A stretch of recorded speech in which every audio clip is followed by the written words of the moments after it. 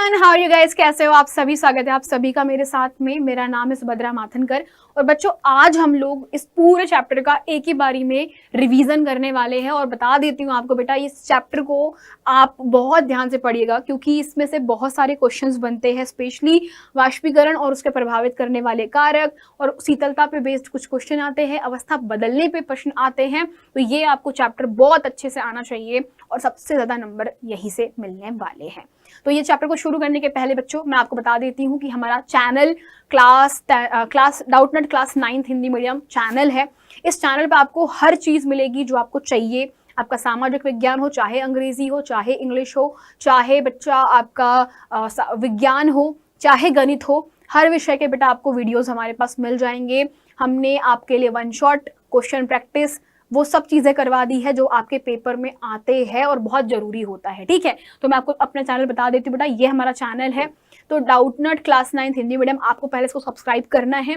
Subscribe करने के बाद में बेटा आपके डिस्क्रिप्शन बॉक्स में आप जाओगे तो डिस्क्रिप्शन बॉक्स में आप सभी को क्या मिलने वाला है, यहाँ पर जितने भी वीडियोज है उनका लिंक मिल जाएगा। जैसे कि आप लोग यहाँ पे जैसे मान लीजिए साइंस की कंप्लीट लेक्चर्स, तो जैसे आप जाओगे तो आपको बेटा यहाँ पे ना पूरे विज्ञान के जितने भी चैप्टर्स हमने करवाए हैं वो सारे के सारे आपको मिल जाएंगे। ठीक है, इसी प्रकार से अगर मान लीजिए आप इंग्लिश के ऊपर जाते हो ना, इंग्लिश पे या मैथ्स पे जाते हो तो मैथ्स की जितनी भी क्लासेस हुई है आपकी, आपको ना इस प्रकार से यहाँ पर मिल जाएगी। तो ये हमारा चैनल है, इसको सब्सक्राइब करना मत भूलिएगा बेटा। ठीक है, साथ में आपको बता देती हूँ कि जो मान लीजिए हमारे पास में अमित सर की मैं क्लास लगा रही हूँ एंड इसमें आप देख सकते हो छोटी सी चीज बेटा कि आप सभी के लिए ना होमवर्क प्रिपेयर किए जाते हैं। तो आप क्लास में जब रहोगे और आखिर तक अगर आप रुकते हो तो आप सभी को ना एक होमवर्क दिया जाता है जो कि क्विज के फॉर्मेट में होता है। आपके पास 4 बहुविकल्पीय प्रश्न होंगे और आपको क्या करना है, उसके उत्तर टिक मार्क करने हैं।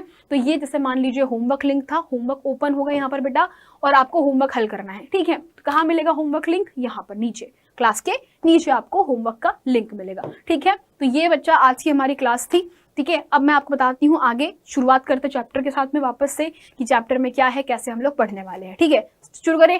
आज का जो चैप्टर है बेटा, ये हमारे आसपास पाए जाने वाले पदार्थों के बारे में है कि भाई पदार्थ कैसा होता है, ठीक है, ये किन से मिलकर बना हुआ है और तापमान का कैसे इस पे प्रभाव पड़ता है।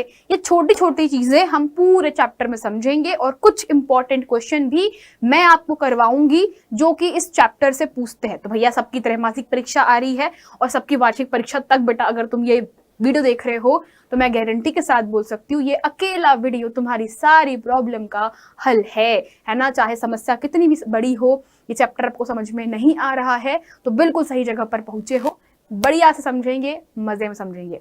तो शुरुआत करते बेटा सबसे पहले हमारे आसपास की वस्तुएं। तो एक ना काम करो, 4-5 वस्तुओं के नाम बोलो फटाफट से। तो पाचक वस्तु में लिख देती हूँ, जैसे मान लीजिए आपने लिखा कुर्सी, हवा, है ना, कुर्सी, हवा, पानी, ठीक है, पेड़ पौधा, ठीक है, इत्यादि, पेड़ पौधा, है ना। फिर आपके पास में 6वें नंबर पर आप कह सकते हो बेटा कौन सा, किताब, कॉपी, पेन, है ना, ETC। तो बेटा अगर आप इन सब के बारे में थोड़ा सा देखोगे तो आपको पता चल जाएगा कि यार ये सारी की सारी चीजें कहलाती है वस्तुएं।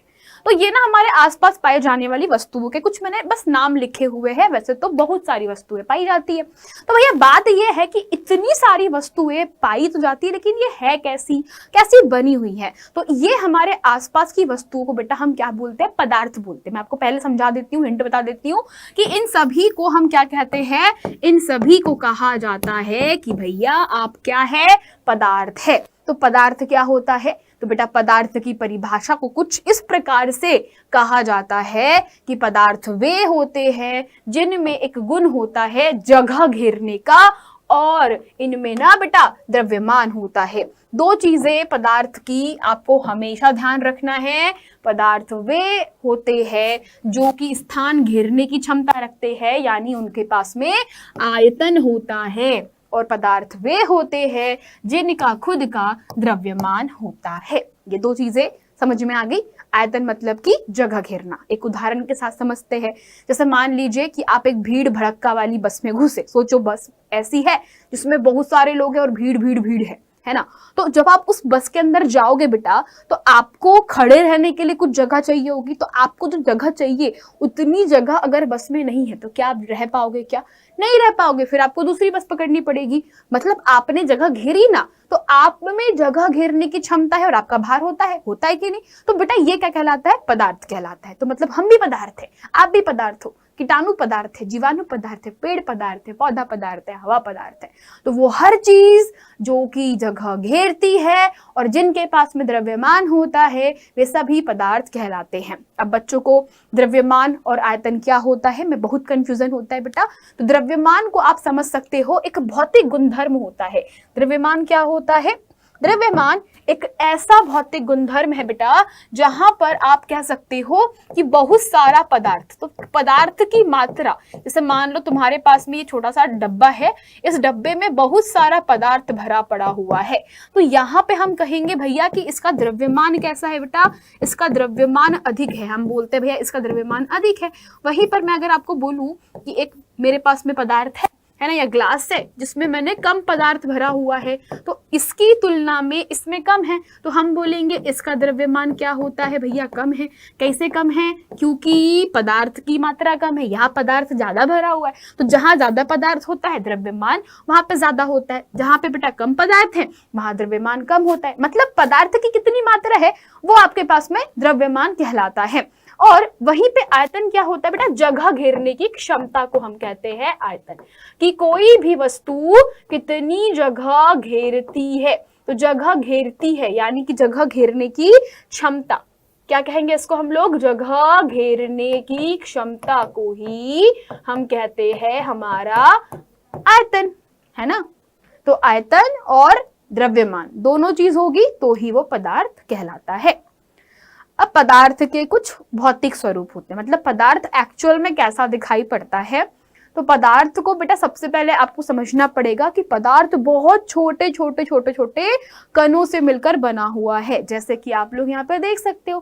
तो बेटा रेत का कण होता है, तो रेत का कण कितना छोटा होता है ना, मैं एक उदाहरण दे रही हूँ आपको। तो रेत के जैसे बेटा अनगिनत हजारों करोड़ों, या फिर आप बोल सकते हो बेटा अनगिनत, आप तो अनगिनत ही बोलो, तो अनगिनत छोटे छोटे छोटे छोटे, देखो दिख रहे सबको, अनगिनत छोटे छोटे कण होते हैं और वो आपस में जुड़ के क्या बनाते हैं? पदार्थ बनाते हैं।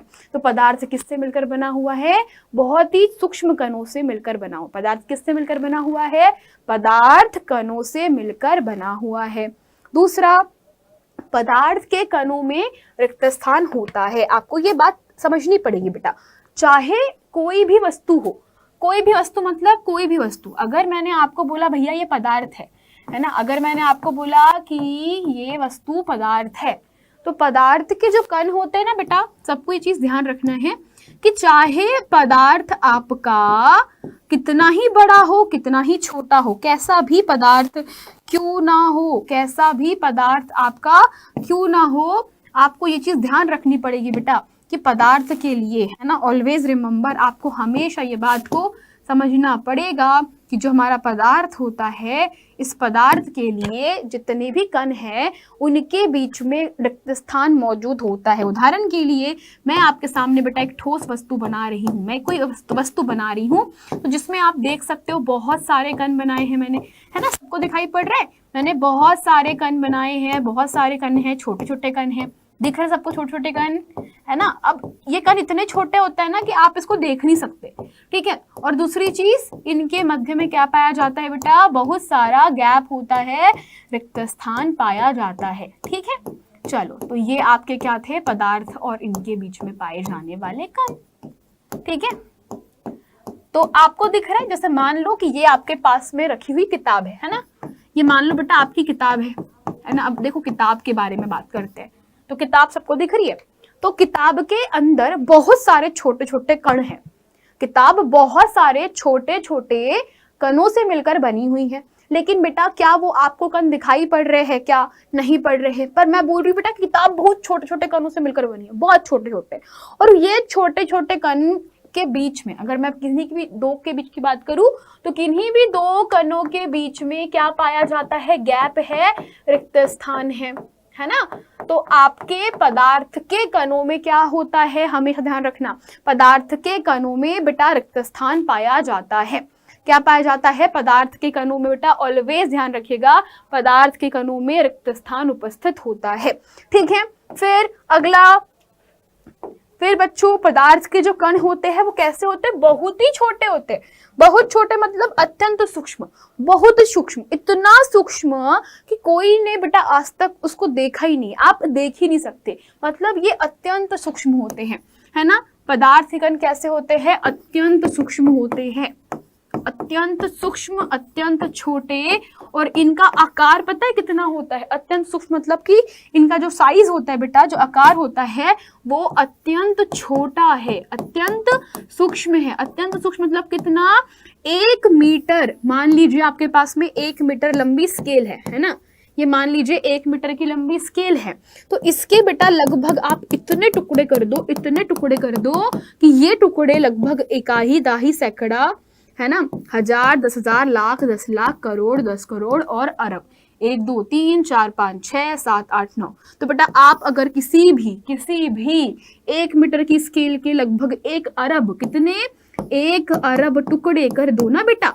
तो जो 1 टुकड़ा है, 1 अरब टुकड़े करने पर जो तुमको 1 टुकड़ा मिलेगा, तो उस टुकड़े के बराबर बेटा एक हमारे पास में क्या होगा, पदार्थ का कण होगा। यानी कि ये बहुत छोटे होते हैं, और इसे कहा जाता है कि 10 की घात ऋण 9 मीटर की कोटि, यानी कि 10 की घात ऋण 9 मतलब कि इसे बोलते हैं नैनो मीटर के आकार का हमारा क्या होता है, पदार्थ का कण होता है। ये इतना छोटा है, और बेटा आज तक ऐसी कोई सूक्ष्मदर्शी नहीं बनी जिसने पदार्थ के कण को देखा होगा। ध्यान रखना, इस पदार्थ के कण को आज तक अकेला किसी भी वैज्ञानिक ने नहीं देखा, और ना ही किसी सूक्ष्मदर्शी ने देखा है। इतने छोटे होते हैं, मतलब आज भी पदार्थ के कण को किसी ने नहीं देखा। सोच रहे हो कि कितना छोटा कण होता है ना। फिर अगला, पदार्थ के जो कण होते हैं निरंतर गतिशील होते हैं। अब निरंतर गतिशील का मतलब समझिएगा थोड़ा सा बेटा, है ना, कि आपके जो कण होते हैं वो अपनी जगह पे क्या कर रहे हैं, डिडिंग डिडिंग डिडिंग ढिंचाक ढिंचाक डांस कर रहे हैं। मतलब क्या होता है कि अगर मान लो आपके पास में ना, मैं एक बहुत छोटा सा एग्जाम्पल देती हूँ, बहुत छोटा सा एग्जाम्पल देती हूँ। जैसे मान लो मैंने क्या करा, एक ग्लास लिया और ग्लास में भरा मैंने पानी। सब लोग देखना, ग्लास में क्या भरा बेटा, मैंने ग्लास में भरा पानी, ठीक है, मैंने पानी भर दिया, और अब क्या करूंगी, इस पानी के अंदर मैं 1 चम्मच नमक मिलाऊंगी। मैं क्या करूंगी, 1 चम्मच नमक मिलाऊंगी, ठीक है। और मैं बोल रही हूँ बेटा पानी को हिलाना मत, आपने पानी भर दिया ना, उसमें बस नमक डाल के छोड़ दो।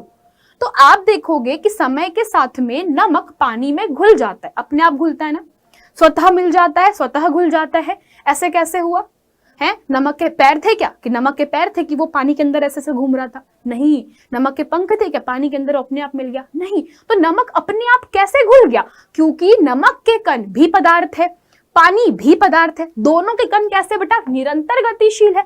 चूंकि ये निरंतर गतिशील है, इसीलिए जैसे बच्चों आप लोग पानी के अंदर कोई कलर मिला देते हो, या फिर आप कोई चीनी को मिलाते हो, नमक को मिलाते हो, तो वो अपने आप स्वतः घुल जाते हैं, क्योंकि बच्चों हमारे कण क्या कर रहे हैं, हमारे कणों के बीच में क्या होता है बेटा, कण कैसे होते हैं, निरंतर गतिशील होते हैं। और निरंतर गतिशील है, इसी कारण से वो क्या हो गए हैं, स्वतः विसरित हो गए। इसको बोलते हैं स्वतः मिलना। स्वतः मिलना मतलब कि स्वतः विसरित, इस टर्म को बोलते हैं विसरण होना, है ना। स्वतः मिल जाना, स्वतः घुल जाना को हम बोलते हैं विसरण होना। इसके अलावा बेटा आपको एक चीज और ध्यान रखनी है कि जब हम इन कणों का तापमान, मान लो तुम्हारे पास ये पदार्थ है, और पदार्थ के कण देखो पहले से क्या कर रहे हैं बेटा, गति कर रहे हैं, है ना। पदार्थ के कण क्या कर रहे हैं, पहले से गतिमान है। तो जो कण गति करते हैं उनमें गतिज ऊर्जा होती है, ये बात आपको समझनी पड़ेगी। तो अगर मान लो ये पहले से गतिमान है, और आपने क्या कर दिया बेटा, ताप बढ़ा दिया। तो ताप बढ़ाया मतलब कि आपने गर्म कर दिया, तो गर्म करने पर क्या होगी, ये जो कण है और ज्यादा तेजी से गति करेंगे, यानी इनकी गतिज ऊर्जा में क्या होगी, वृद्धि हो जाएगी। गतिज ऊर्जा में क्या होगी, वृद्धि हो जाएगी। और जब गतिज ऊर्जा में वृद्धि हुई, समझना इस बात को, तो आपके कण जो होते हैं बेटा ताप बढ़ाने से और तेजी से गति करते हैं। उदाहरण के लिए जब आप लोग घर में ठंडा खाना, है ना, आप एक चीज समझना कि घर में जब ठंडा खाना रहता है ठंडा खाना खुशबू देता है क्या? ठंडा खाना खुशबू नहीं देता है ना। ठंडा खाना खुशबू देता है क्या? खुशबू नहीं देता, यही होता है। ठंडा खाना खुशबू नहीं देता, लेकिन जैसे ही खाने को आप गर्म करते हो तो गरम गरम खाना जो होता है, गरम खाना या गरम खाने की खुशबू दूर दूर तक आती है। यही होता है, गरम खाने की जो खुशबू होती है वो दूर दूर तक फैल जाती है।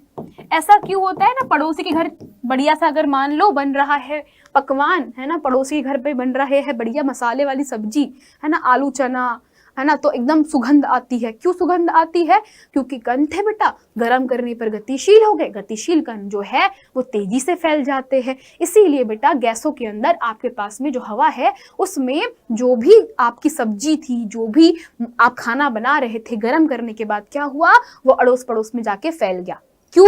क्योंकि गर्म करने पर कणों की गतिज ऊर्जा बढ़ती है जिससे वो भागने लग जाते हैं। तो ये बिल्कुल वैसा ही है जैसे मान लो कि आपको मैंने एक ऐसे बंद कमरे में रखा है बेटा जहां पर ना बहुत ज्यादा लोग हैं। सोचो एक आप इसमें पार्टिकल हो, आप कण हो, आप ही कण हो, और आपको एज ए कण मैंने क्या कर दिया है, एक बंद कमरे में रख दिया है और मैंने बोला भैया इसमें अब गर्मी बढ़ाओ। क्या बोला मैंने? गर्मी बढ़ाओ। तो जब इसकी गर्मी बढ़ाओगे तो क्या होगा, तुम भागोगे ना। जब गर्मी बढ़ेगी तुम्हारे कमरे के अंदर तो तुम्हें एकदम से क्या होगी कि भैया भागो, गर्म लग रहा है, तो तुम क्या करोगे, भागने लगोगे। तो तुम जैसे भागते हो वैसे ही कण भी भागेंगे, है ना। तो कणों में भी क्या होता है, गर्मी बढ़ाने पर यानी कि तापमान बढ़ाने पर वो भी बेटा गति करने लगते हैं, यानी उनकी गतिज ऊर्जा में वृद्धि हो जाती है। तो पदार्थ के कण निरंतर गतिशील होते हैं यानी उनमें गतिज ऊर्जा होती है, और जब तापमान बढ़ा दिया जाता है तो कणों की गति बहुत ज्यादा तेज हो जाती है। इसीलिए हम कह सकते हैं कि तापमान बढ़ाने से कणों की गतिज ऊर्जा में वृद्धि होती है। इसीलिए गर्म खाने की खुशबू दूर से ही आती है। गर्म खाने की खुशबू दूर तक फैल जाती है।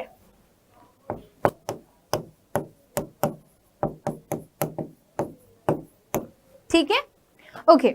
अगला बच्चों, इसी को एक बहुत ही प्यारी सी परिभाषा को ध्यान रखना है। जब दो पदार्थों का आपस में स्वतः मिलना होता है बेटा, इसी को हम लोग विसरण कहते हैं। क्या बोलते हैं इसे? इस प्रक्रिया को हम लोग कहते हैं विसरण। मतलब आपके पास में जैसे हम लोगों ने नमक और चीनी को आपस में मिलाया, तो जब दो पदार्थों को आपस में मिलाते हैं, मिक्स करते हैं, तो इसको बोलते हैं हम लोग विसरण। और जब हम लोग गर्म करते हैं किसी चीज को तो विसरण तेज हो जाता है। मतलब आप ऐसे करो कि आपके पास में ठंडा पानी है ना, ठंडा पानी में आप लोग क्या करो बेटा, चीनी घोलो, ठीक है, और फिर क्या करना, गर्म पानी में फिर चीनी घोलना।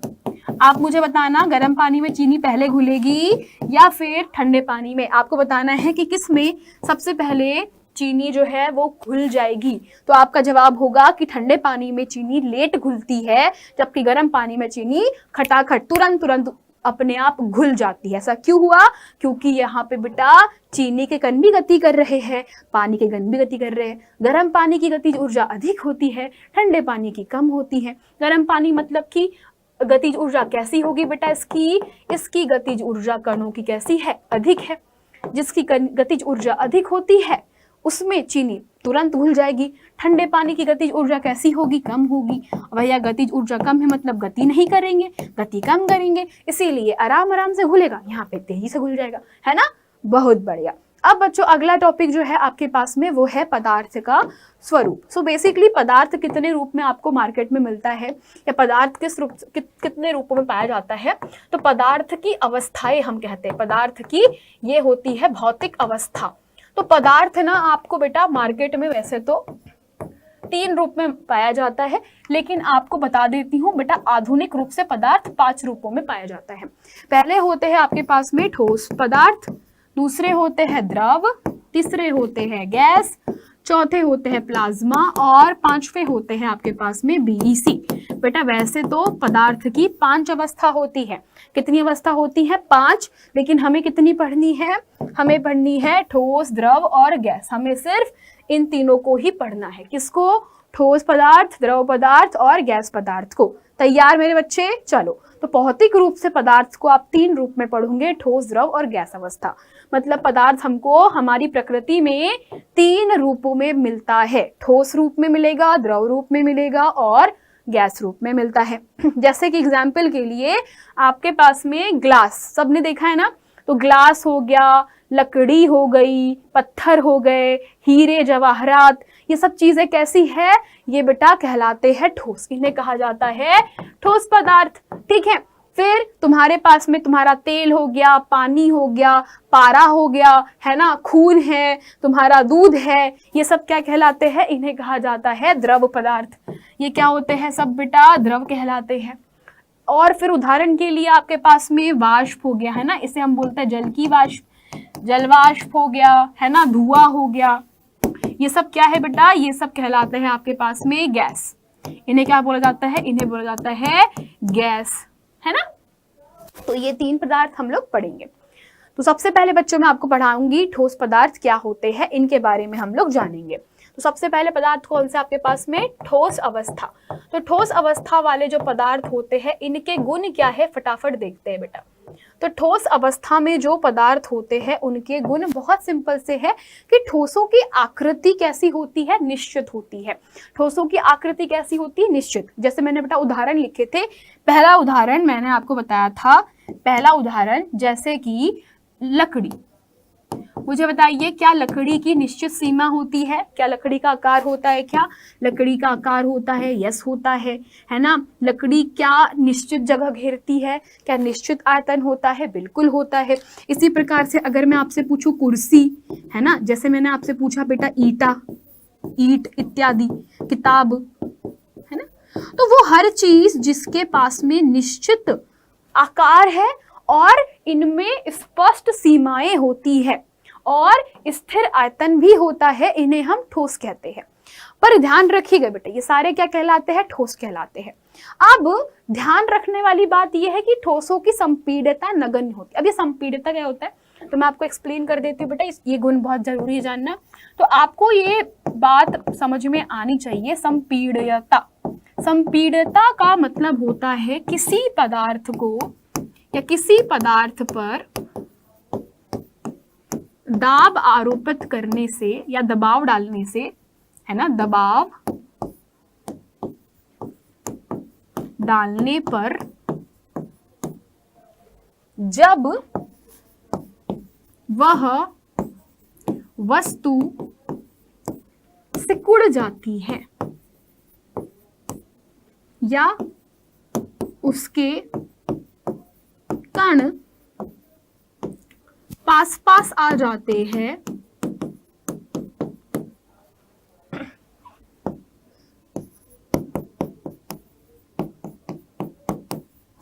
तो इस गुण को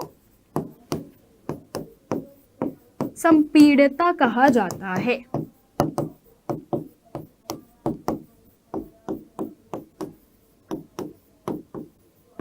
तो अगर मैं बेटा एक बात बताऊं, जैसे मान लो मैंने ना किसी किताब को दबाया, तो मुझे बताओ किताब को अगर मैं दबाऊंगी तो क्या किताब का जो आकार है वो बदल जाता है क्या, नहीं बदलता। क्या किताब के कण पास पास में आते, नहीं आते। तो ठोसों में ऐसा होता ही नहीं कि कण पास पास में आ जाए, ठीक है। तो ठोसों के कण में संपीड़ितता कैसी होती है, नगण्य होती है। और ये कैसे होते हैं, कठोर होते हैं। कैसे होते हैं बेटा, दृढ़ होते हैं। ये कैसे है, कठोर है, दृढ़ होते हैं, ठीक है। चलो अब आपके पास में बेटा एक प्रश्न पूछा जाता है। तो जैसे मान लो कि आपके पास में रबर है, रबर देखा है सब लोगों ने। जैसे मान लीजिए मेरे पास में रबर है, तो रबर को मैं खींचूंगी तो ये अपनी आकृति बदल लेती है। इसी प्रकार से तो चीनी और जो नमक होता है, तो नमक को जिस डब्बे में डाला जाता है उसी के अनुसार वो अपना आकार बदलता है। मतलब शुगर की और मतलब चीनी की और नमक का आकार बदल रहा है।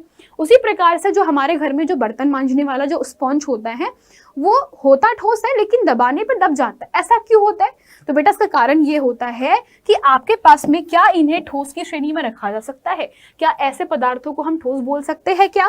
तो बेटा इसका जवाब है बिल्कुल हाँ, यह ठोस है। परंतु ध्यान रखिएगा हमारे पास में इसकी निश्चित आकार होता है, ठीक है, इसका भी निश्चित आकार है।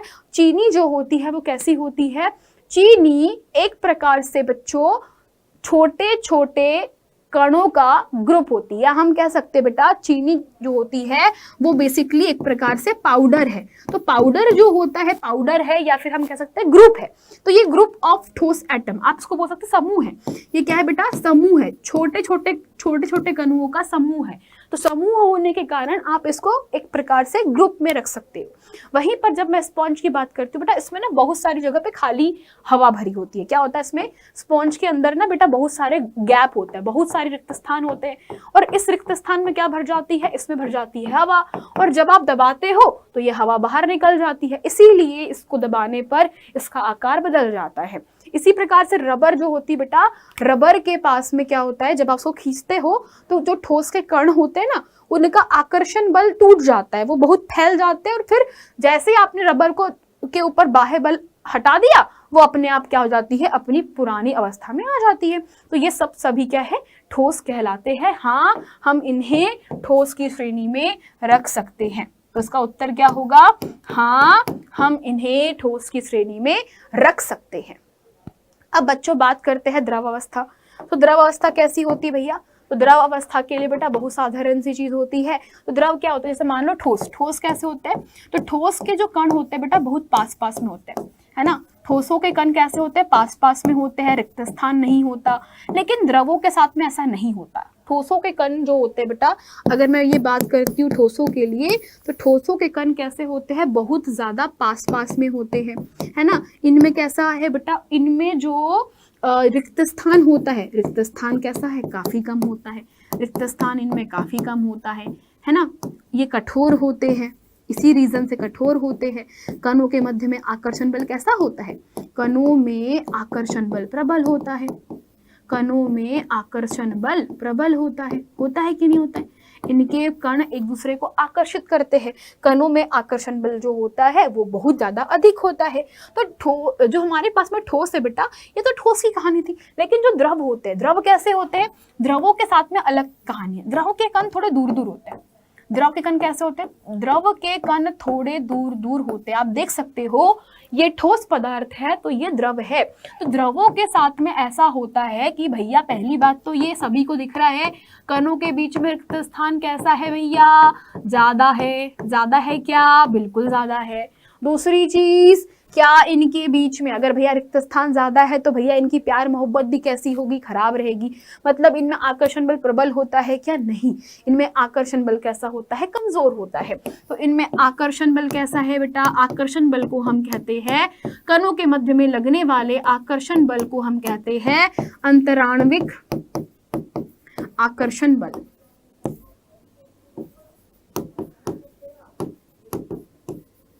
इसे हम क्या कहते हैं, अंतराण्विक आकर्षण बल कहते हैं। तो आकर्षण बल कैसा होता है बेटा, इनका कमजोर होता है, मतलब टूटने से टूट जाएगा। टूटने से क्या हो जाएगा, टूट जाता है। ये दृढ़ होता है, कठोर है क्या, नहीं है।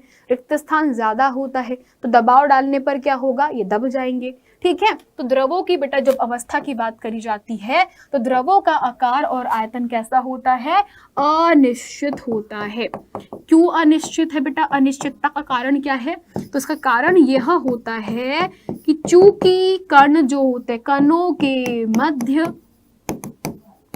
कमजोर आकर्षण बल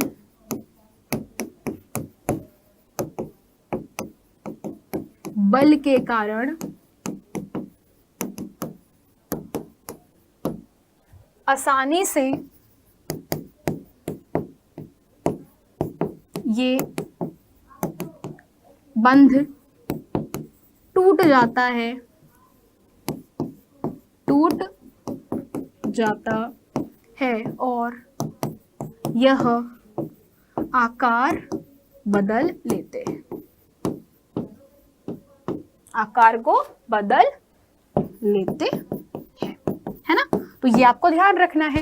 तो इनका आकार और आयतन बेटा, आकार कैसा होता है, इनका आकार अनिश्चित होता है, लेकिन हम जानते हैं इनका आयतन फिक्स होता है। मतलब अगर आपने 1 लीटर का तेल लिया तो 1 लीटर का तेल कैसा रहेगा, 1 लीटर ही रहेगा, है ना। फिर चाहे तुम उसको डब्बे में भरो, चाहे तुम प्लास्टिक की बोतल में भर दो, या फिर तुम लोग कोको कोला की बोतल में भर दो। अगर 1 लीटर का तेल है तो भैया 1 लीटर का ही आयतन रहेगा। तो यहाँ पे आयतन फिक्स है, क्या फिक्स नहीं है, आकार फिक्स नहीं है। ठीक है। दूसरी चीज, कणों के मध्य में रिक्त स्थान ज्यादा होता है, इसीलिए हम पानी में तैर सकते हैं, है ना। पानी में तैरा क्यों जा सकता है, क्योंकि आकर्षण बल कमजोर होता है भैया, इनका आकर्षण बल कमजोर होता है ना। आकर्षण बल कमजोर आकर्षण बल है, तो भैया कमजोर आकर्षण बल मतलब आसानी से बंध टूट जाएंगे। ठीक है, तो कमजोर आकर्षण बल होता है। रिक्त स्थान कैसा है इनके कणों के बीच में? रिक्त स्थान अधिक है भैया, है ना। रिक्त स्थान कैसा है? ज्यादा है। रिक्त स्थान अधिक है, रिक्त स्थान ज्यादा है, तभी तो तैर पा रहे हो, वरना तुम बताओ मुझे किसी दीवार के अंदर तैर पाते हो क्या? नहीं, दीवार में तैरना मुश्किल होता, दीवार में तो हाथ भी नहीं जाता। क्यों? क्योंकि कण बहुत पास पास में। वहीं पर किसी द्रव के अंदर आप आसानी से तैर सकते हो। क्यों बेटा? क्योंकि वहां पर कण जो होते हैं वो कैसे? दूर दूर है। तो पहली बात तो कण बहुत दूर दूर होते हैं, दूसरी बात आकर्षण बल कमजोर होता है, तो आप आसानी से उनको क्या कर सकते हो? कणों के बीच के आकर्षण बल को तोड़ सकते हो। दबाव डालने पर क्या होगा? तो दबाव डालने पर बेटा आपके पास में द्रवों में हल्का सा, मतलब बहुत कम संपीड़ितता होती है, पर कैसी होती है? बहुत कम संपीड़ितता होती है। ठीक है, फिर बात करते हैं द्रवों के गुण। तो बेटा सबसे पहली बात, ये तरल होते हैं, इनमें बहाव होता है। हर बहने वाली चीज को हम तरल कहते हैं। द्रव का कोई स्थिर आकार नहीं होता, ये बिल्कुल जिस बर्तन में डालोगे उस बर्तन के हो जाते हैं। आयतन निश्चित होता है और ये बहुत कम संपीड़ित होते हैं। अब बेटा इसी प्रकार से तीसरी अवस्था कौन सी होती है? गैसीय अवस्था। गैसों में क्या होता है बेटा? गैसों में बहाव होता है, क्योंकि जो चीज बहती है उन्हें, तो जिनमें बहाव का गुण होता है, हर बहने वाली चीज को आप तरल बोलते हो। ध्यान रखिएगा इस बात को, हर बहने वाली चीज को हम तरल कहते हैं। गैसों को, अब देखो गैसों के कण द्रवों की तुलना में बेटा कैसे होते हैं? बहुत अलग है। मतलब तुम्हारे पास में अगर तुम देखो गैसों को, तो गैसों को तुम जिस भी बलून में भरोगे उस आकार का हो जाता है, और तुम्हारे पास में जो भी गुब्बारा है, जिस भी कलर का गुब्बारा, जैसा आकार का गुब्बारा है, वैसा जो गैस है बेटा क्या करता है? आकार धारण कर लेता है। तो क्या इनका आकार है क्या? नहीं, इनका आकार ही नहीं होता। ठीक है, आकार नहीं है। दूसरी चीज, इनकी कोई सीमा है क्या? सीमा भी नहीं होगी। फिर निश्चित आकार नहीं है और ना ही निश्चित आयतन है। ठीक है, तो जैसे कि आप लोगों ने भाप देखी होगी, हवा देखी है ना बेटा, तो हवा जो है वो किसका एग्जाम्पल है? हवा जो है उदाहरण है बेटा गैसीय अवस्था का। अब गैसों का आकार कैसा होता है? अनिश्चित होता है, जिसमें मैंने भी बताया बेटा, है ना। तो ये कैसा है? अनिश्चित आकार होता है। कैसा है? अनिश्चित आकार है। आयतन भी कैसा होता है? आयतन मतलब कि जितना बड़ा बलून फुलाना चाहते हो आप, उतना बड़ा बलून फुला सकते हो। तो क्या इसका आयतन फिक्स है? नहीं है। ये कितनी जगह घेरता है हमें नहीं पता, तो हम कहेंगे इसका आयतन भी कैसा है? अनिश्चित होता है। संपीड़ितता, ऑफ कोर्स भैया गैसों के जो कण होते हैं बेटा कैसे होते हैं? जैसे मान लो डब्बा है ना, तो गैसों के कण ना बहुत दूर दूर होते हैं, एकदम दूर दूर। तो आपके पास में रिक्त स्थान ना बहुत ज्यादा है, तो जब इस पर दबाव डाला जाता है बेटा, तो जब आप इस पर दबाव डालते हो तो आपने क्या कर दिया? एक पिस्टन लगाया यहाँ से दबाव डालने के लिए, तो गैस के कण जो है वो क्या होते हैं? पास पास में आ जाते हैं। देखो पहले कैसे फैले हुए थे और अब कैसे हो गए? बिल्कुल पास पास में आ गए। तो द्रवों की तुलना में गैसों में संपीड़ितता ज्यादा होती है। आप देखो यहाँ पे गैस भरी हुई है ना, ये कोई हवा होगी, मान लो हवा के कण है, और हवा के कणों को बेटा आपने दबाव डाला तो ये इतनी सी जगह में आ गए, देख लो यहाँ पे इतनी सी जगह में आ गए, है ना। तो ये कहलाता है आपके गैसों में संपीड़ितता।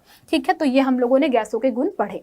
अब बच्चों आपके पास में हमने देखा कि आपके पास में पदार्थ की अवस्था देखी है ना, तो हमने देखा पदार्थ जो है पानी 3 अवस्थाओं में दिखता है। ठोस रूप में अगर देखोगे तो आपको बर्फ के रूप में दिखाई पड़ता है। पानी को बेटा दूसरा रूप देखोगे तो द्रव के रूप में दिखाई पड़ता है। पानी का तीसरा रूप आपने देखा है वाष्प। मतलब हमने अगर किसी पदार्थ के बारे में पढ़ाई करनी है तो वह पानी, तो पानी बेटा ठोस, द्रव और गैस तीनों ही अवस्था में पाया जाता है। तो बेटा जब भी हम पदार्थ की अवस्था की बात करते हैं तो पदार्थ की भौतिक अवस्था में परिवर्तन के बारे में जरूर पढ़ेंगे। तो बच्चों पदार्थ की भौतिक अवस्था में परिवर्तन का असली मतलब क्या होता है, थोड़ा समझो इस बात को। तो जैसे मैंने आपको बताया बेटा कि पानी जो होता है उसको आपने तीनों अवस्था में देख रखा हुआ, देखा है ना सब लोगों ने। तो पानी हमें तीनों ही रूपों में दिखाई पड़ता है। पानी कभी कभी ठोस आपको दिखता है ना, तो ठोस अवस्था में हमने पानी को देखा है कि भैया पानी बर्फ होता है। द्रव अवस्था में हमने देखा भैया कि पानी कैसा होता है बेटा, ये पानी जल के रूप में प्रेजेंट होता है। और वहीं पे पानी को हमने गैस के रूप में भी देख रखा है। तो पानी तीनों ही अवस्था में पाया जाता है, जिसको हम कह सकते हैं बेटा कि पानी को 3 रूप से आप कैसे बदलोगे। तो हम अब समझेंगे पदार्थ की ठोस अवस्था से कैसे आप द्रव अवस्था में जा सकते हो, और द्रव अवस्था से आप पदार्थ की गैस अवस्था में कैसे जाओगे, गैस अवस्था से पुनः द्रव अवस्था में कैसे वापस आ सकते हो, और द्रव अवस्था से वापस ठोस अवस्था में कैसे आओगे। ठीक है, और यदि बेटा कोई ठोस अवस्था से गैस अवस्था में जाता है तो क्या, तो इसे कहा जाता है पदार्थ की भौतिक अवस्था में परिवर्तन। मतलब हम ठोस पदार्थ को द्रव कैसे बनाएंगे, द्रव को गैस कैसे बनाएंगे। तो सबसे पहले समझते बेटा, अवस्था परिवर्तन में हम क्या करते हैं ना, जब भी मुझे किसी एक पदार्थ की दूसरी अवस्था बदलनी है, माना मुझे किसी ठोस पदार्थ को मुझे किसी ठोस अवस्था से क्या करना है, द्रव अवस्था में बदलना है, तो मुझे क्या करना पड़ेगा बेटा, ऊष्मा देनी पड़ेगी। मतलब मुझे किसी पदार्थ को गर्म करना पड़ेगा। जब मैं गर्म करूंगी तो गर्म करने से क्या होगा, वो एक तापमान के पश्चात बेटा द्रव अवस्था में आ जाएगी। मैं इसको और गर्म करूंगी तो क्या हो जाएगा, वो गैसीय अवस्था में बदल जाएगी। यानी कि हम तापमान दे करके अवस्था बदल सकते हैं। तो बच्चों, आपको अवस्था परिवर्तन मैं सब कुछ पढ़ाऊंगी, लेकिन सबसे पहले आपको कुछ परिभाषा पता होना चाहिए। सबसे परिभाषा होती, सबसे पहली परिभाषा है संगलन तथा गलनांक। मतलब क्या होता है, आप पिघलाते हो जब किसी चीज को, तो संगलन यह प्रक्रिया है जिसमें ठोस पदार्थ को आप क्या कर रहे हो बेटा, निश्चित तापमान पे किसी तरल अवस्था में बदल रहे हो। यानी कि हम बात कर रहे हैं किसकी, द्रव अवस्था की बात कर रहे हैं। इस प्रक्रिया में ठोस पदार्थ के अणुओं की गतिज ऊर्जा बढ़ जाती है और वे आणविक बंधनों से मुक्त होकर के द्रव अवस्था में आ जाते हैं। ठीक है, तो बेटा हुआ क्या, समझाती हूँ इस बात को। देखो सीधी सी बात है, आपके पास में जब किसी ठोस पदार्थ को गर्म किया जाता है तो गर्म करने से क्या होगा, कणों की गतिज ऊर्जा बढ़ेगी, है ना। जैसे मान लो आपके पास में बर्फ है ना बेटा, ये बर्फ है, तो बर्फ के कण कैसे पास पास पास पास पास पास में है, बर्फ के कण कैसे बेटा, बहुत पास पास में है ना। तो जब आप गर्म करते हो तो गर्म करने पर क्या होगा, आप गर्म कर रहे हो भैया, तो गर्म करने पर हमारे कणों की गतिज ऊर्जा बढ़ेगी। और जब कणों की गतिज ऊर्जा बहुत ज्यादा हो जाती है तो ये अपने आकर्षण बल को, जो अंतराण्विक आकर्षण बल है, उसको तोड़ देते हैं। ठीक है, तो इनका बंधन टूट जाएगा, और जब इनका बंधन टूट जाता है तो ये बर्फ से पानी में बदल जाएगा। इसे कहते हैं पिघलना।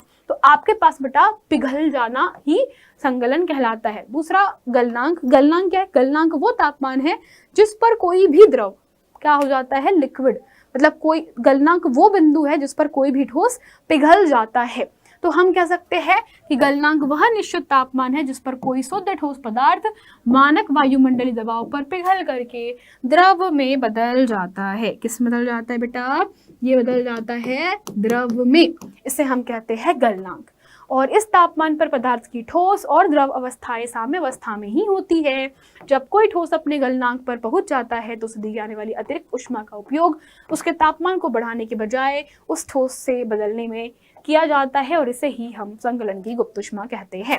ठीक है, फिर होता है बेटा आपके पास में जमना या हिमीकरण। हिमीकरण मतलब कि आपने जमा दिया।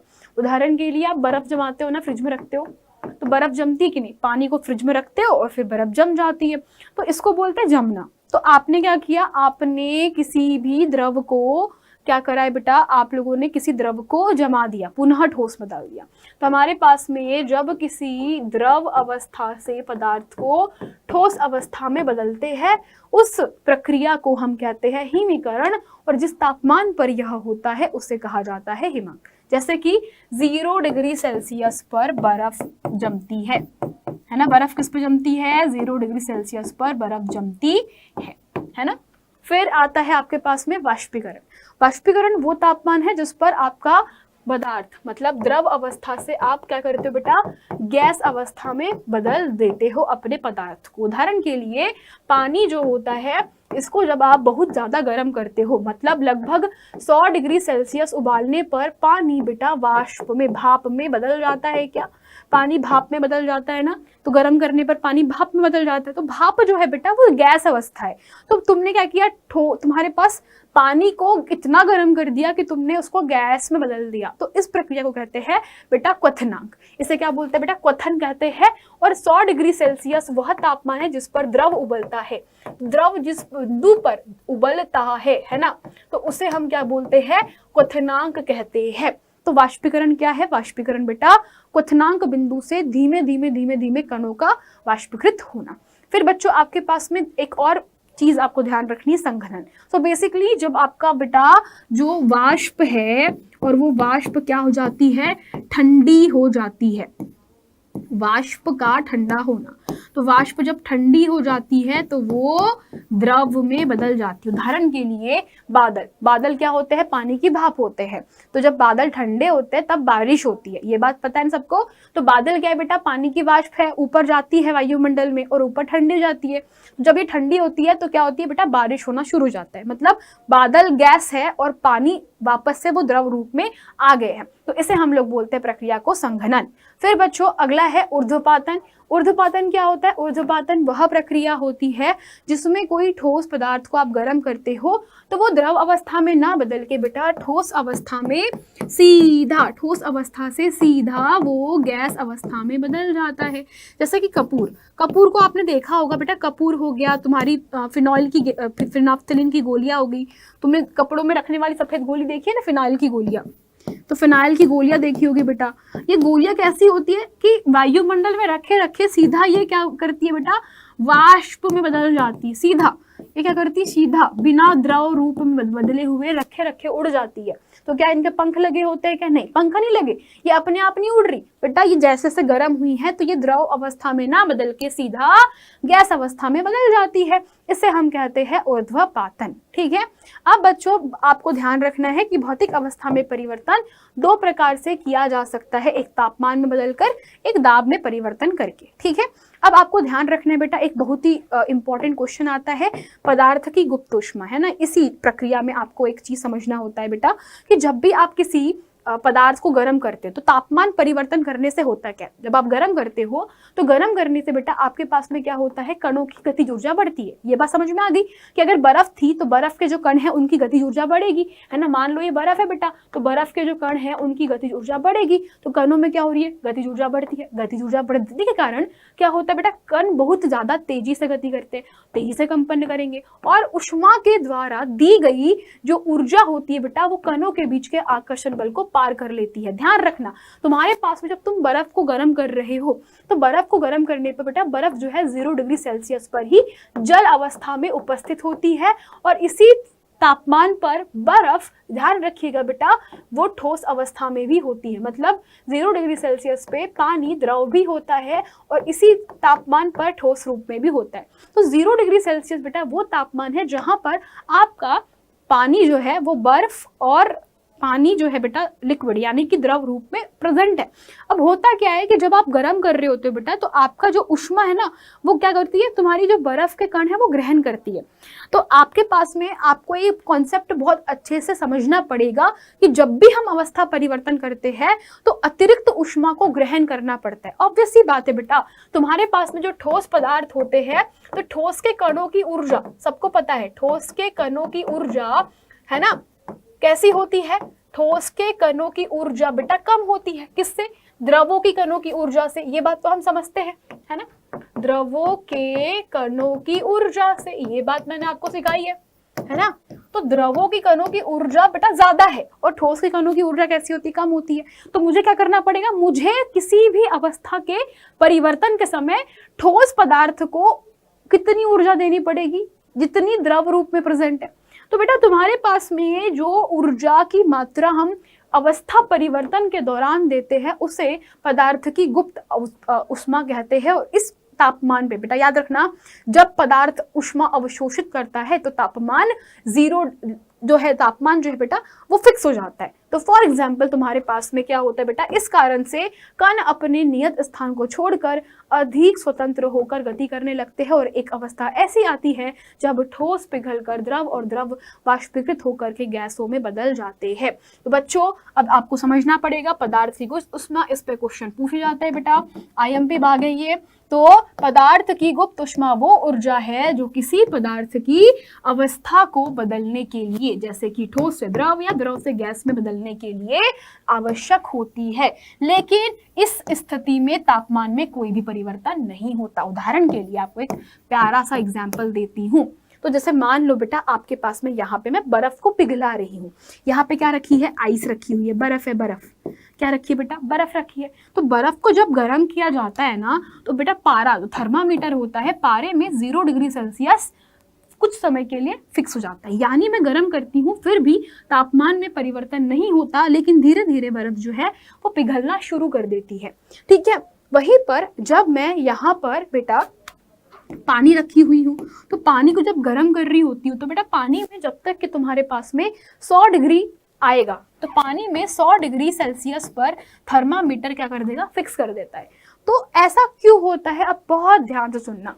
अब बच्चों 0 डिग्री सेल्सियस पर तापमान फिक्स हो गया, यहाँ पर 100 डिग्री सेल्सियस पे, मतलब जब बर्फ पिघल रही है तो 0 डिग्री सेल्सियस पे फिक्स हो गया तापमान।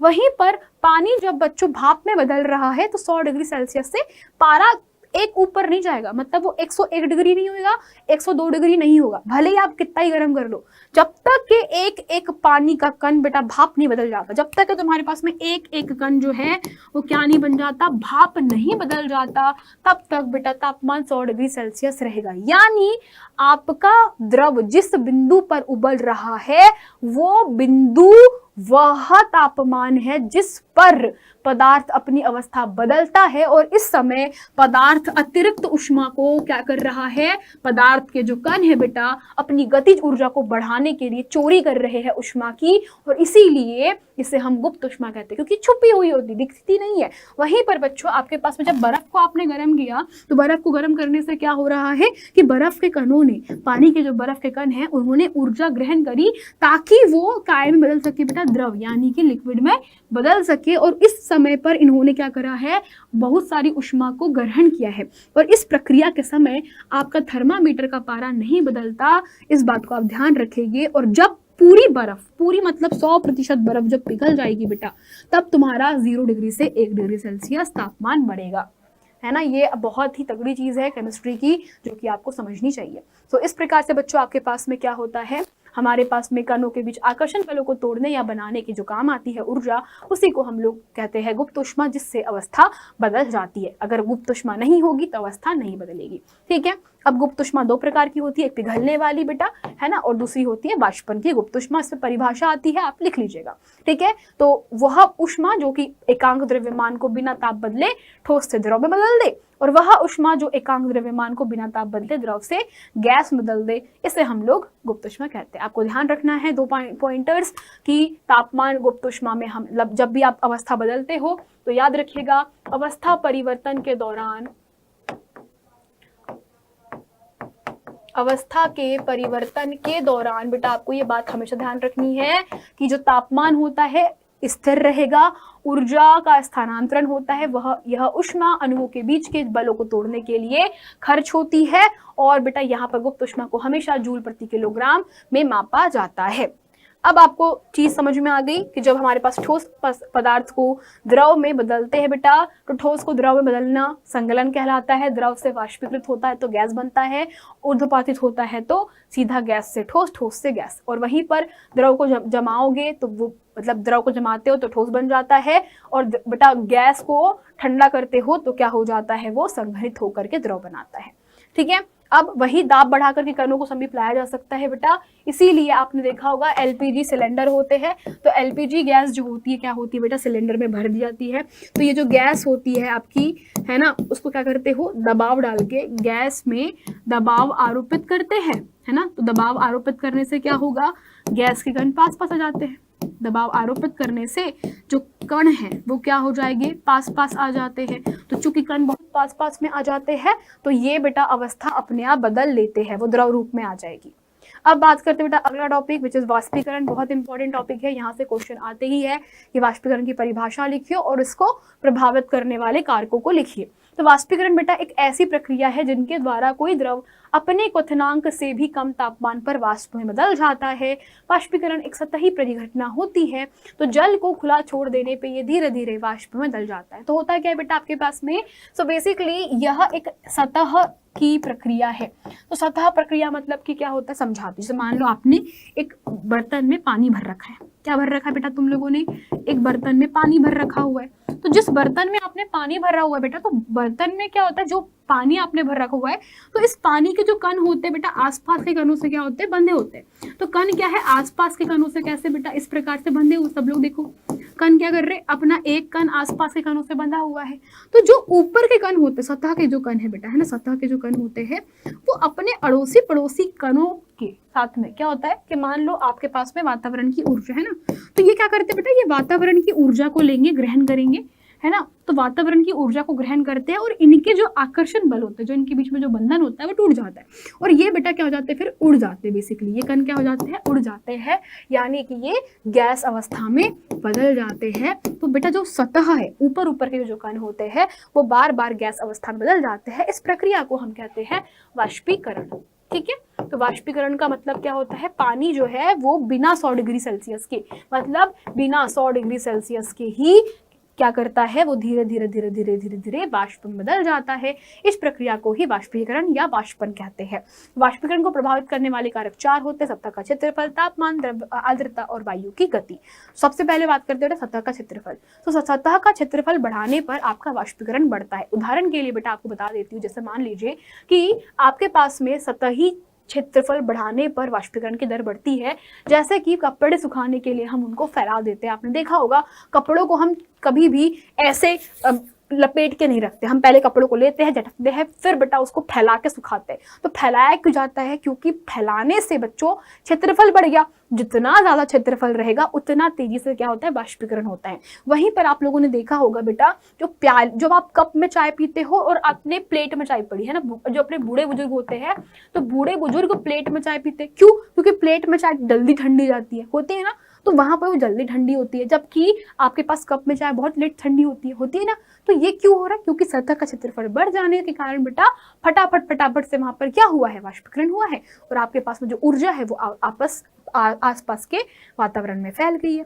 अगला फिर बेटा तापमान के प्रभाव से क्या होता है, तापमान जब बढ़ाया जाता है तो ऑब्वियस सी बात है, गर्मी के दिनों में पानी जल्दी जल्दी वाष्पीकृत होता है, तालाब सूख जाते हैं, डैम सूख जाते हैं, कुआं सूख जाता है ना, मटके का पानी सूख जाता है। तो पानी कहाँ चला जाता है भैया, तो पानी बेटा क्योंकि तापमान बढ़ा है तो तुम्हारे कणों को फटाफट ज्यादा ऊर्जा मिलेगी, है ना। वायुमंडल का तापमान पहले से बढ़ गया है, तो वायुमंडल का तापमान बढ़ चुका है, तो भैया तापमान बढ़ेगा तो कण जो है फटाफट ऊर्जा ग्रहण करके वाष्प में बदल जाते हैं। तो तापमान में वृद्धि होने से बेटा अधिकांश कणों को पर्याप्त गतिज ऊर्जा मिल जाती है, जिससे वे वाष्पीकृत हो जाते हैं, है ना। वहीं पे अगला गुण बेटा आर्द्रता मतलब कि नमी। इसका मतलब क्या होता है, नमी। तो नमी को ही हम क्या कहते हैं बच्चा, आर्द्रता कहते हैं। ठीक है, तो नमी बढ़ाने से बेटा क्या होता है, आपके पास में नमी बढ़ाने से वाष्पीकरण कम हो जाता है। मतलब आर्द्रता का आप कह सकते हो, आर्द्रता जो होती है वो वाष्पीकरण के व्युत्क्रमानुपाती होती है। मतलब क्या है इसका, कि आर्द्रता अगर बढ़ गई तो वाष्पीकरण कम होगा और अगर आर्द्रता का मान कम है तो वाष्पीकरण का वैल्यू बढ़ जाएगा। अर्थात बारिश के दिनों में नमी ज्यादा होती है तो कपड़े जल्दी सूखते हैं कि लेट सूखते हैं, लेट सूखते हैं। क्यों लेट सूखते हैं, क्योंकि पहले से नमी है, तो सूखेंगे कहाँ से, वायुमंडल में पहले से नमी है भैया, तो कपड़े सूखते ही नहीं है। लेकिन गर्मी के दिनों में नमी नहीं होती, फटाफट कपड़े सूख जाते हैं। अर्थात वायुमान हम लोग कह सकते बेटा, अर्थात हम ये कह सकते हैं कि आर्द्रता में कमी, वायु में विद्यमान जलवाष्प की मात्रा को हम आर्द्रता कहते हैं। तो किसी निश्चित तापमान पर हमारे आसपास की वायु में एक निश्चित मात्रा में ही जल वाष्पीकृत होता है। जब वायु में जल कणों की मात्रा पहले से ही अधिक होती है तो वाष्पीकरण की दर भी घट जाती है। ठीक है, फिर वहीं पे वायु की गति। तो वायु की गति का मतलब बेटा, जब वायु की गति में वृद्धि होती है तो तेज कपड़ों में मतलब क्या होता है, जैसे मान लो कि आपके पास हवा चलती है तो हवा के साथ में क्या होते हैं ना बेटा, पानी के कण भी उड़ जाते हैं। तो यहाँ पर वो वाष्पीकरण कहलाता है कि भैया तो हवा चल रही तेज तेज, है ना। तो घर में जब अपने यहाँ पे बारिश का टाइम रहता है तो घर में पंखों में कपड़े सुखाते हैं। क्यों, पंखों में क्या होगा, हवा चलती है। हवा क्या करती है बेटा, चलती हुई हवा, बहती हुई हवा जो है वो पानी के कणों को वाष्पीकृत कर देती है। अतः फटाफट तुम्हारे पास में पंखे में कपड़े सूख जाते हैं। तो वायु की गति में वृद्धि से क्या होता है बेटा, कपड़े जल्दी सूख जाते हैं। तो वायु के तेज होने से जलवाष्प के कण जो है वो क्या कर रहे हैं, जलवाष्प के कण वायु के साथ साथ उड़ जाते हैं, जिससे आसपास के जल वाष्प की मात्रा घट जाती है ना। तो बेटा अब आपके पास में आखिरी टॉपिक है कि वाष्पीकरण के कारण शीतलता मतलब ठंडक पैदा होती है। जैसे कूलर, आपने देखा कभी कि गर्मी के दिनों में कूलर का यूज करते हैं हम लोग, करते हैं ना। तो कूलर कैसा होता है, कूलर में पानी जो होता है वो बहता होता है। कूलर देखा है सब लोगों ने, तो कूलर में क्या होता है, अगल बगल से पानी बह रहा होता है, तो बहता हुआ जो पानी होता है बेटा वो ठंडा कर देता है। ऐसा कैसे हो गया, जादू? अरे जादू नहीं है, साइंस है इसके पीछे। तो तो बेटा सबसे पहले चीज आपको समझनी पड़ेगी, तो कूलर जो होता है कुछ इस प्रकार से, बीच में पंखा घूम रहा होता है ना, और आसपास से क्या लगी होती है बेटा, इसमें ऐसी जाली लगी होती है, और इस जाली में से क्या होता है, पानी टपक रहा होता है, यही होता है ना, पानी ऐसे ऐसे पानी जो है इसमें से जाली में से टपक रहा होता है। तो ये पंखा क्या करता है, पंखा ना हवा देता है, पंखा घूम रहा है, पंखा हवा दे रहा है, ठीक है, तो पंखा घूम रहा है तो हवा निकल रही है। तो अब क्या होगा बेटा कि मान लो तुम्हारा कमरा है ये, है ना, तुम्हारे कमरे के अंदर क्या है बेटा, गर्मी है, बहुत ज्यादा गर्मी है, मान लो कमरे में बहुत गर्मी है, तुमने कूलर चालू किया, तो कूलर चालू करने से क्या होगा कि तुम्हारे पास में जो बहता हुआ पानी है वो क्या करेगा बेटा, ये पानी जो है इस कमरे की गर्मी को अवशोषित करेगा। तो ये बहता हुआ पानी क्या कर रहा है, कमरे की गर्मी को अवशोषित करता है, और ये यहाँ से गर्मी को अवशोषित करके वाष्पीकृत हो जाता है। वो क्या हो जाता है बेटा, वाष्पीकृत हो जाता है। तो गर्मी अवशोषित होने से वाष्पीकृत हो गया, तो बेटा गर्मी जो है वो क्या हो गई, कम हो गई। बात समझ में आई कि कमरे की गर्मी से कमरे की जो ऊर्जा है ना, कमरे के अंदर जो अतिरिक्त ऊर्जा है उसको पानी ने अवशोषित करके वो वाष्पीकृत हो गया। तो अब तुम्हारे कमरे में बेटा जो गर्मी थी उसकी मात्रा कम होगी, तो तापमान क्या हो जाएगा, तापमान कम हो जाएगा।